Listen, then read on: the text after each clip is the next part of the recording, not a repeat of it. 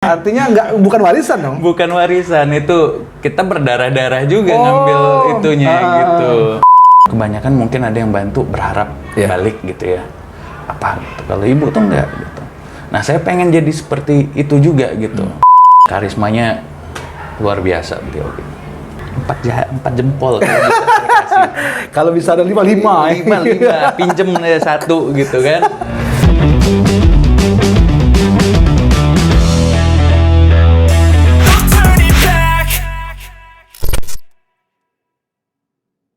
Assalamualaikum warahmatullahi wabarakatuh. Selamat sore, selamat malam, selamat pagi, dan selamat siang dimanapun Anda berada. Mudah-mudahan Anda semua dalam kondisi sehat dan tidak kekurangan suatu apapun.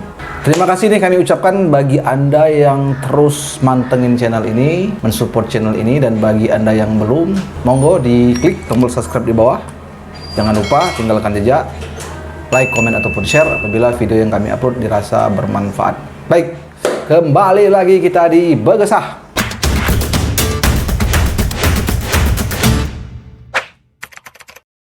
Di depan saya sudah hadir seorang narasumber. Saya perkenalkan, namanya Gepin Alindra. Beliau saat ini menjabat sebagai Ketua DPC Partai Demokrat Kabupaten Ogan Komering Ulu. Benar? Betul. Bung Gepin, sehat? Alhamdulillah sehat. Gimana saat ini kegiatannya? Kegiatannya sekarang kita lagi sibuk ngumpulin caleg. Oh iya. Lagi kita masih penjaringan untuk bacaleg. Sebentar lagi tuh tahun depan buat pileknya. Jadi kita sekarang lagi penjaringan untuk bacalek kabupaten di seluruh Kabupaten Oku ini gitu, baik dapil 1 sampai dapil 4. Oke. Sebelum kita jauh ke sana, Bung Gepin, saya lupa nih, saya pengen tahu Bung Gepin ini menduduki jabatan Ketua DPC Demokrat ini persisnya kapan? Saya itu mulai dilantiknya itu awal tahun kemarin, cuman terpilihnya saya itu udah dari bulan Juli tahun kemarin. Kalau dilantiknya baru, karena kemarin itu kita dilantik secara kumulatif ya, jadi seprovinsi Sumsel itu barengan kemarin dilantiknya. Serentak. Nah, itu mekanisme pergantian jabatan ketua di Demokrat seperti apa sih, Bis? Kita tetap melalui muscap. Jadi dipilih sama ketua PAC, ketua Kabupaten Demokrat di kecamatan masing-masing. Kita kan ada 13. Nah, 13 itu memilih ketua Demokrat di kabupaten gitu. Terpilihlah saya. Kemarin itu saya nggak terpilihnya secara aklamasi, itu tidak. Tapi saya ada saingan. Ada juga? Ada saingan, tidak aklamasi. Jadi ada pertarungan lah gitu, ada pertarungan seru di situ. Gitu. Nah, ini aku sebar tahu nih. Tak kira ini gini loh. Ini mohon maaf ya, saya kasih tahu dulu. Bung Gepin ini kan adalah putra dari Ketua DPC sebelumnya, Ibu Hajah Indrawati. Iya. Nah, sebenarnya saya ingin nanyakan, apakah jabatan ketua ini tanda kutip warisan dari orang tua atau bagaimana? Coba dong ceritakan dong. Artinya bukan warisan dong? Bukan warisan, itu kita berdarah-darah juga ngambil itunya gitu. Jadi kemarin itu kita udah melakukan penjaringan, udah menentukan pilihan lah. Kita kan ngajakin semua para ketua kecamatan PAC, kalau di Demokrat namanya kan, ketua PAC ini untuk melakukan muscap di Palembang. Kita muscap serentak kemarin se-Sumatera Selatan di Palembang. Saya pikir tadinya 13 ini bakal memilih saya semua. Gitu. Rupanya ada yang diculik nih. Gitu ceritanya. Sengit kemarin itu. Jadi kalau berdasarkan peraturan partai kami, ADART kami itu kalau seorang calon itu memiliki 20% dari suara keseluruhan, 20%, dia berhak untuk masuk gitu ke jadi sebagai kandidat. Sebagai kandidat ketua. Nah, kalau udah masuk sebagai kandidat ketua, yang menentukan itu DPP dari pusat, dari Jakarta langsung. Gitu. AHY yang memilih langsung. Jadi beberapa nama nanti dikirim ke pusat. Iya, kalau misalnya dia dari 13 itu kan kalau 20%-nya berarti sekitar 3-4 Ya. kan. Nah, dia waktu itu musuh saya itu punya 5 suara. Gitu. Itu nyampe. Lebih malah dikit. Iya, jadi 7-nya itu masih ke kita gitu. Oh. Jadi di situ sengit di situ pertarungannya. Jadi kita banyak melalui tahapan-tahapan gitu. Jadi selain kita muscap, jadi nanti itu ada namanya fit and proper test Di Jakarta. Di Jakarta. Oke. Jadi kalau kemarin kita via Zoom ya, yang fit and proper testnya. Jadi kayak kita bikin apa semacam CV, esai gitu. Terus apa namanya kita paparkan gitu. Kita paparkan ya kayak inilah presentasi. Iya, gitu. iya. Kita presentasi sama pihak DPP kalau saya jadi ketua gimana. Oh, kayak mempertahankan skripsi lah ya. Iya betul. Kayak sidang kemarin itu seru tapi. Ya artinya kalau muscapnya itu hanya di level menjaring kandidat. Iya, betul. Misalnya sudah 20%. Artinya ada kemungkinan sebenarnya yang 20% tadi ketika dia sampai ke pusat menang. Betul. Jadi ya kita tetap bertarung gitu. Makanya itu bukan warisan sebenarnya. Oke, Kita masih catat tetap dong. bertarung. Bukan warisan. Nggak ada itu namanya kan kita kan ya kita harus apa ya untuk jadi ketua partai itu kan harus punya kompeten ya.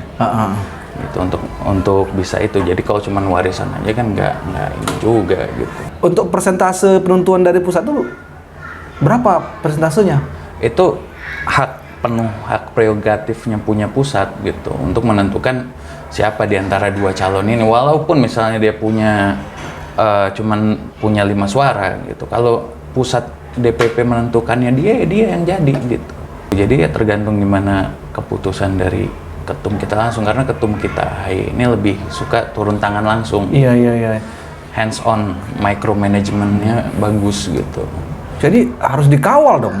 Iya, dikawal. Jadi makanya kemarin itu bolak-balik Jakarta terus ngurusin itu. Oke.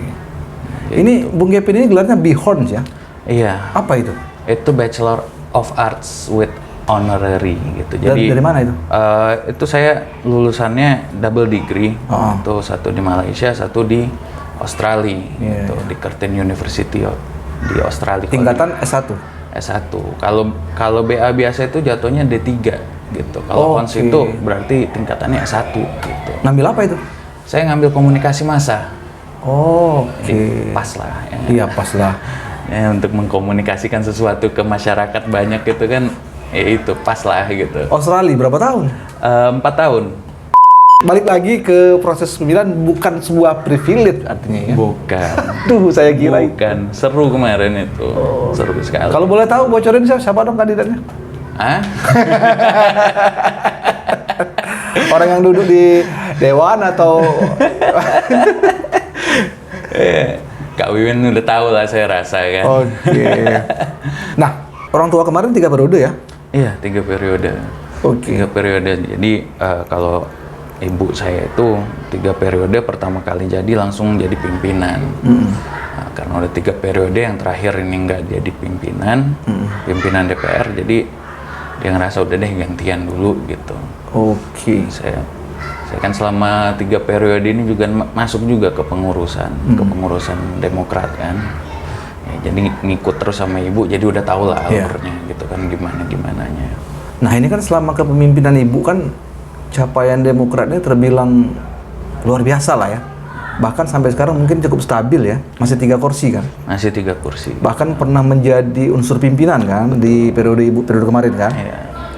Nah, ini gimana nih Gepin paling tidak untuk menyamakan apa yang dicapai oleh ketua sebelumnya, ibu sendiri lagi? Iya, makanya itu saya bayangin lah ya, ibu sendiri kan, ketua sebelumnya serumah pula. Iya. Ya saya ditekenin terus aja tiap hari itu rasanya.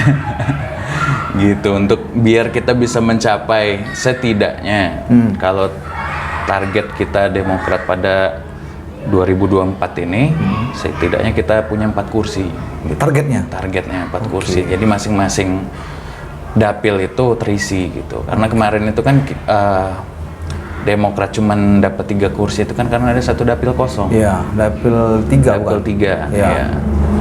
Dapil 3-nya kosong. Nah, insya Allah saya akan nyalon dari dapil 3 itu gitu untuk mengisi kekosongan itu. Oh, Dapil 3 itu masih tetap yang lama ya? Hah? Lubuk Batang, Batu Raja Barat. Iya, sama Lubuk Raja.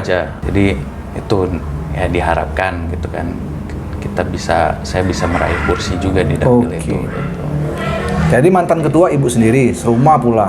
Kira-kira menurut Bung Gepin, sosok ibu ini menjadi mentor kah atau masih ada apa ya? Disetir nggak? Merasa disetir nggak? Enggak sih. Ya, beliau itu lebih apa ya? Makanya saya sangat respect dan hormat sekali lah sama beliau gitu. Karena beliau itu benar-benar selama 3 periode beliau ini tuh menjabat itu, dia selalu ngarahin saya. Ngarahinnya itu ngarahinnya bukan nyuruh gitu. Oke. Bukan nyuruh kayak gini loh gitu. Gini loh, ini yang benar gitu. Dia dikasih contoh dulu nih selama 3 periode gini loh gitu. Terus dia nggak pernah ngasih tahu sesuatu yang kayak kamu tuh harus kayak gini gitu. Enggak gitu. Cuman dibiarkan saya untuk mikir sendiri gitu. Cuman kalau misalnya sebuah keputusan misalnya saya akan konsultasi, itu datang dari saya sendiri gitu. Kalau menurut saya ini saya perlu konsultasi sama ibu, ya saya konsultasi gitu. Dia ngasih ini, dia ngasih saran gitu, terserah saya mau dilakuin apa enggak gitu. Oh, gitu. Artinya keputusan masih tetap di tangan Iya, Bung Gepin. masih ya, cuman masih banyak lah maksudnya masukan saran dari beliau tuh selalu bagus gitu. Namanya orang tua kan nggak mungkin ngasih sesuatu yang jelek ke anak. Betul ya. Betul. Ngasih saran yang jelek, yang menjatuhkan itu kan nggak mungkin. Jadi itu saya berperan besar lah saran beliau itu untuk saya. Jadi cara mungkin untuk menepis anggapan Bung Gepin itu punya privilege tersendiri gara-gara itu gimana nih mungkin? Apa yang Bung Gepin lakukan? Ya saya rasa kalau misalnya privilege itu saya tidak menyangkal ya untuk kita namanya itu kan punya privilege gitu. Ya betul. Nggak bisa ini juga gitu. Jadi saya rasa ya terima aja gitu untuk sementara ini, nggak usah disangkal karena memang kenyataannya seperti itu kan. Iya. Nggak mungkin nggak mengakui sebagai nggak ibu. mungkin nggak mengakuin ibu saya sendiri, durhaka saya. Iya betul. Bener kan? Iya. Jadi ya dinikmatin aja gitu, diakuin memang saya punya privilege ini, saya bersyukur gitu. Alhamdulillah sama Allah juga gitu kan, saya dikasih gitu kesempatan menjadi ketua dan punya ibu seperti beliau gitu loh. Walaupun privilege juga kan kita ada usaha kita sendiri di situ gitu kan. Berdarah-darah itu tadi kan masih usaha kita juga gitu. Privilege-nya ada tetap gitu kan. Cuman masih tetap berdarah-darah juga, sama aja gitu loh. Tapi kalau untuk ke politik ini memang dari Bung Gepin sendiri keinginan itu atau memang karena sering menemani ibu tertariknya begitu atau bagaimana? Kalau untuk berpolitik itu dari saya sendiri sih sebetulnya. Karena ini cerita sedikit ya. Iya betul, boleh. Cerita sedikit. Jadi sambil minum ya. Iya. Jadi pas pertama kali ibu jadi pimpinan itu 2009 kalau 9. Ya 2009. Nah, itu pada saat 2009 itu sebulan sebelum pemilihan, sebulan atau 2 bulan sebelum pemilihan, almarhum bapak saya meninggal. Oke. Gitu. Jadi di situ saya ngelihat gitu ibu saya berjuang sendirian gitu kan, alhamdulillah jadi gitu. Alhamdulillahnya di situ gitu. Jadi pada waktu itu saya masih kuliah memang. Jadi ibu jadi bisa saya tinggal gitu kan, Nah, yaudah ibu ada kesibukan, saya balik lagi kuliah. Gitu. Pas pulang beres kuliah saya pulang, saya lihat saya mulai ngikut sama ibu tuh dari 2011. Ngikut ibu ngawal kemana-mana. Oh ternyata gini loh gitu menghadapi masyarakat. Oh gini loh caranya ngomong di depan masyarakat gitu. Di situ saya dan ibu tuh tipenya gimana ya? Kalau bantu tuh bantu gitu loh. Bukan yang kebanyakan mungkin ada yang bantu berharap balik gitu ya. Gitu. Kalau ibu tuh enggak gitu. Nah, saya pengen jadi seperti itu juga gitu. Kalau misalnya kita punya gitu, pengen ngebantu orang kan terbatas. Kalau misalnya kita punya jabatan buat ngebantu orang kan lebih luas gitu loh. Gitu. Maksudnya ya beliau tuh role model saya lah untuk di ini gitu, karena menurut saya beliau tuh tulus gitu, bantu bener-bener bantu gitu sampai jadi. Kalau nggak jadi ya minta maaf gitu.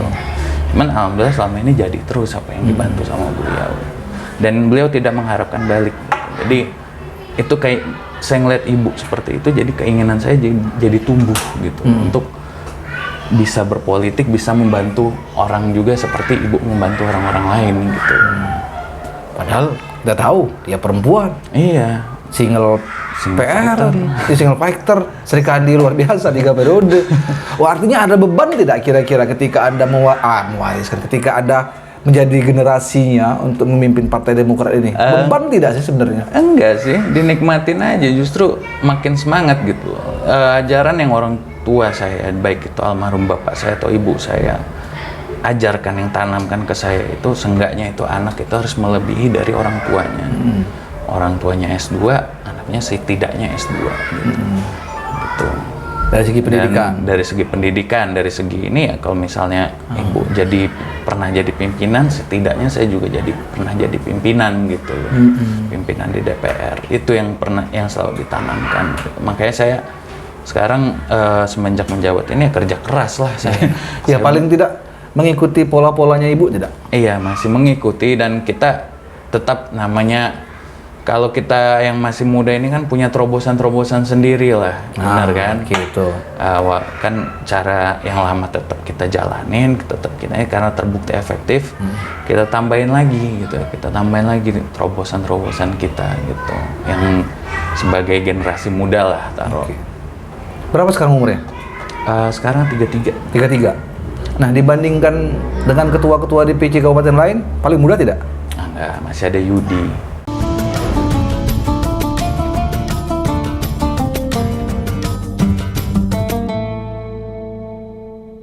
Assalamualaikum warahmatullahi wabarakatuh. Alhamdulillah, Maha Suci Allah dengan segala nikmatnya. Saya Yudi Penanugraha SH, Wakil Ketua DPRD Kabupaten Ogan Komering Ulu, mengucapkan marhaban ya Ramadan 1444 Hijriah. Mari kita menunaikan ibadah puasa dengan penuh sukacita dan saling memaafkan. Semoga Allah melimpahkan nikmat dan kebahagiaan untuk kita di bulan mulia ini. Wassalamualaikum warahmatullahi wabarakatuh. Oke, kita sambung lagi nih bareng Bung Gepin Alindra. Gepin itu pakai P pakai V Victor? Pakai P. Gepin itu ada kepanjangannya? Ada kepanjangan. Apa? Gerakan Pemuda Indonesia. Wow. Nah, mau lagi mengansur unsur-unsur politik. Bukan unsur politik, karena saya lahirnya Sumpah Pemuda 28 Oktober. Oh, siapa yang ngasih? Ibu. Oh. Gerakan Pemuda Indonesia. Kan Gepin. Pas momennya ya? Pas. Makanya. Jadi sekarang masih muda, mimpin partai pula. Insya Allah. Oh, Alindra? Alindra nama bapak sama ibu digabung. Oh, digabung. Iya, iya. Halal sama Indrawati. Kemarin tuh kan seperti kita ketahui ada kader Demokrat nih. Di agenda paripurna, kalau tidak salah pembahasan raperda itu. Iya. Jadi sebelum dimulai paripurna, kader kita ini, sebut saja Pak Yopi, interupsi ini. Cukup keras interupsi itu kan. Bahwasanya tidak menghendaki kehadiran PJ di situ, PJ Sekda di situ. PJ Sekda, ya. Alasannya karena tidak ada apa ya, penilaian-penilaian mereka lah, karena sering masuk dalam pandangan umum ya. Nah, itu gimana nih tindakan kader kita? Ini saya pengen mendengar pendapat dari seorang ketuanya ini. Iya, kalau interupsi Pak Yopi itu kan terlepas dari dia kader kami dari fraksi Demokrat, beliau juga kan kalau nggak salah menjabat Bakom Perda. Iya, Bakom Perda. Badan Pembentukan Peraturan Daerah. Iya. Nah, saya rasa dia kapasitas beliau untuk instruksi itu adalah di situ gitu, bukan sebagai dari kader kita juga gitu loh untuk dia instruksi itu. Karena kalau dari fraksi Demokrat memang kami tidak ada apa ya, tidak mengambil posisi lah di situ. Tidak mengambil posisi karena pada saat itu yang fraksi kami yang hadir itu cuma beliau gitu. Jadi tanpa ada koordinasi sama ketua fraksi kami gitu untuk menyampaikan sikap dari fraksi Demokrat gitu loh. Kan segala sesuatu itu kan harus melalui kalau untuk menyatakan sikap sebuah fraksi partai itu kan harus melalui ketuanya dulu gitu. Nah, karena beliau tidak ada, Pak Yopi ini tadi tidak ada koordinasi sama ketua fraksi kami, jadi saya rasa beliau itu menyampaikan itu sebagai posisi beliau di Bakomperda tadi. Tapi tidak jadi persoalan kan? Dalam internal partai? Internal partai sih enggak. Mau digimanain ya, dia punya hak bersuara dia dong. Iya, gitu. dia kan sebagai anggota DPR. Iya, dia sebagai anggota DPR. Iya. Kita kalau misalnya ini ya kalau dia mengatasnamakan partai, iya baru kita bisa lain cerita. Cuman kalau dia menggunakan hak suara dia untuk bersuara di situ dan dia punya jabatan juga kan di situ untuk memang hak dia untuk bersuara tentang hal itu, ya silahkan gitu. Oke, tapi kan kira-kira nih untuk dari DPC sendiri sebetulnya sependapat tidak dengan apa yang disampaikan oleh Pak Yopi waktu itu. Ini kan ya mantan ketua lama kan masih menjabat di sekarang di DPRD. Iya. Kira-kira? Saya belum ada ini lagi sih sama ngobrol sama beliau. Tapi berdasarkan analisis kawan-kawan di Dewan itu katanya yang tidak ada prestasi lah. Ya. Kalau kita itu kan untuk PJ Sekda itu kan hak prerogatifnya bupati. Oke. Gitu kan. Kita setahu saya ini kalau untuk di DPR itu kan mereka hanya bisa mengajukan kayak ngasih memo gitu atau ngasih suggestion, rekomendasi gitu. Sebatas itu aja gitu loh. Kalau memang itu Pak Teddy atau PJ Bupati kita itu memang menginginkan beliau, ya itu hak dia gitu. Kita nggak bisa ngapa-ngapain gitu. Maksudnya DPR nggak bisa ngapa-ngapain gitu. Apalagi saya gitu kan, di partai kan nggak bisa ngapa-ngapain juga gitu. Karena itu hak beliau. Gitu. Tapi itu butuh kritik loh. Artinya Dewan juga menjalankan perannya sebenarnya kan? Iya. Jadi itu itu ya memang haknya DPR juga gitu loh. Hak DPR untuk mengkritik pilihannya Pak Bupati gitu. Cuman itu kembali lagi itu tadi hak prerogatifnya Pak Bupati gitu untuk menunjuk ini tadi ya kita cuman bisa menerima aja gitu kalau memang Pak Bupati memilih Pak Darmawan itu tadi. Oke, jadi nggak jadi soal itu dinamika kali ya? Iya, dinamika itu namanya biasalah itu namanya power struggle itu kayaknya saya rasa bener kan. Ini udah tahun politik soalnya power struggle antara legislatif sama eksekutif gitu. Tinggal gimana ininya aja lah bagusnya. Semoga ketemu jalan tengahnya gitu. Iya. Oke. Lagi-lagi kita bicara ke jelang 2024 ini, Bung Gepin. Tadi kan sudah disinggung bahwasanya target Demokrat di Oku ini paling tidak 4 kursi ya. Iya. Kira-kira kalau menurut Bung Gepin di tengah persaingan yang cukup sengit, cukup ketat ini, ya optimisme seperti apa sehingga Bung Gepin bisa mencapai target itu?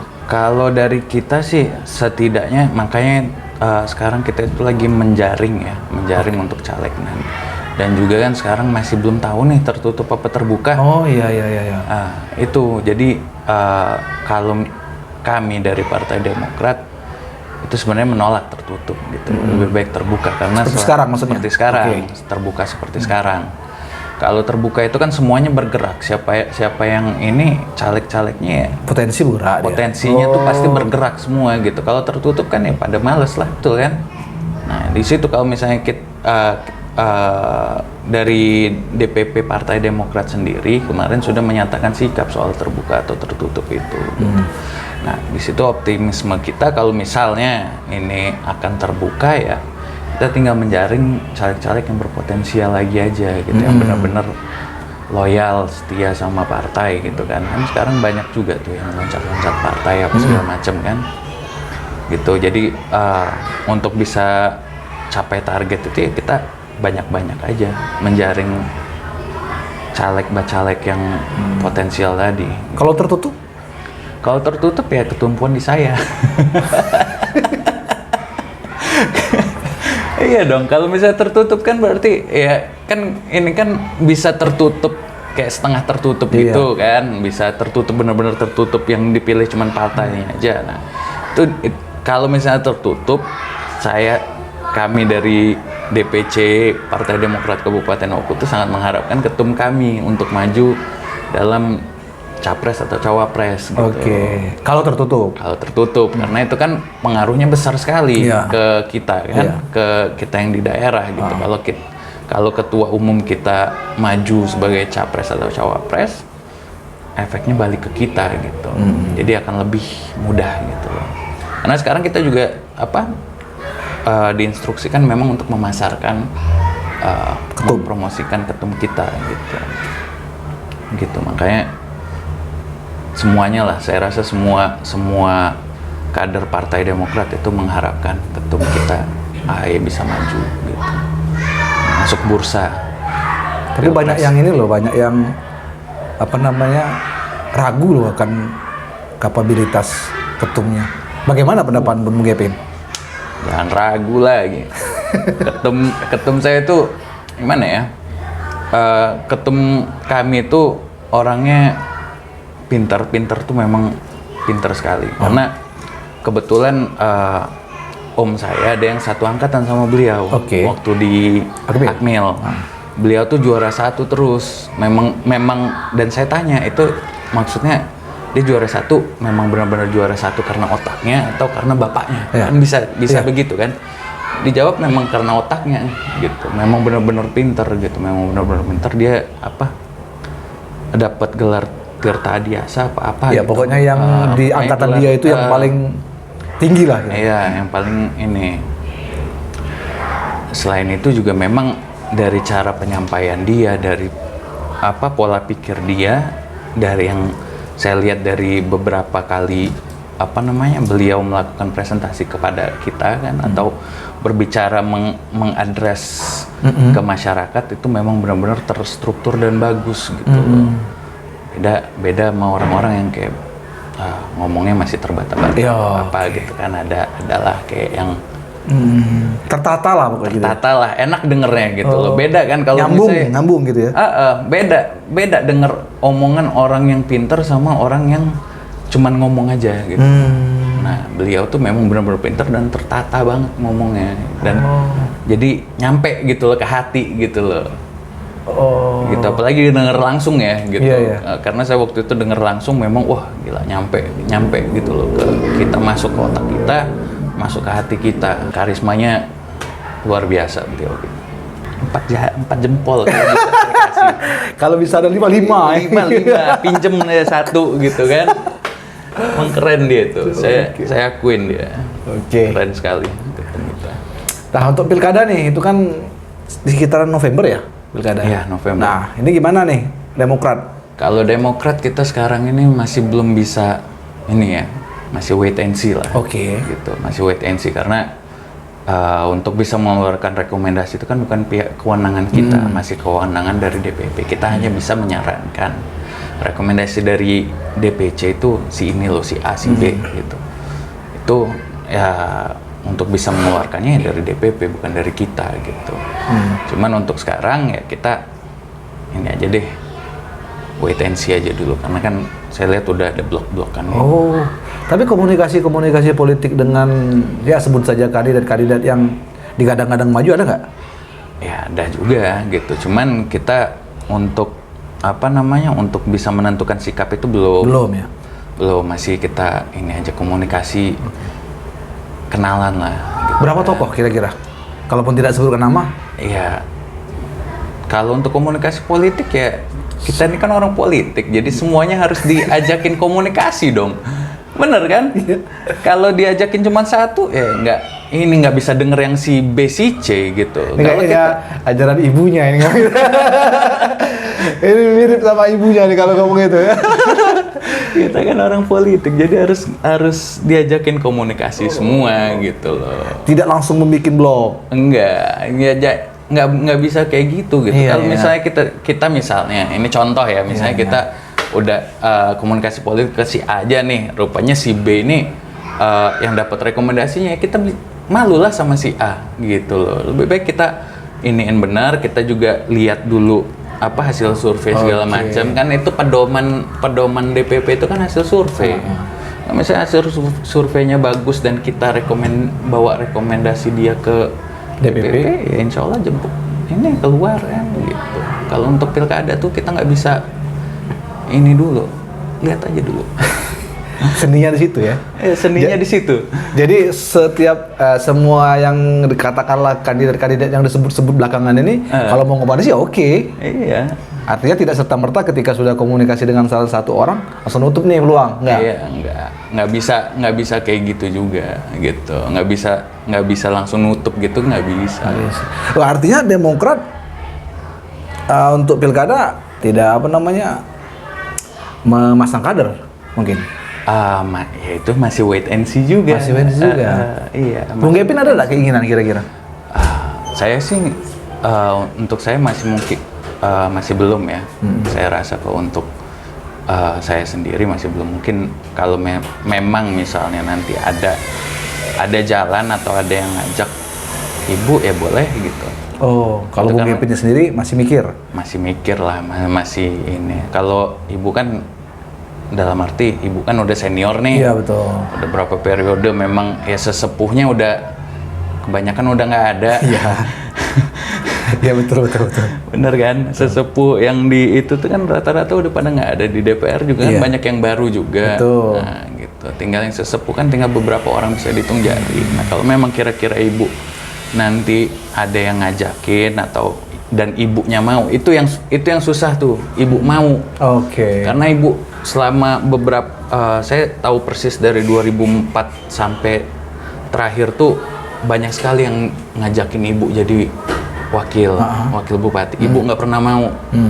Dari 2004 dulu semua calon bupati dari 2004 itu pernah ngajakin ibu jadi wakilnya, tapi ibu nggak pernah mau. Gitu.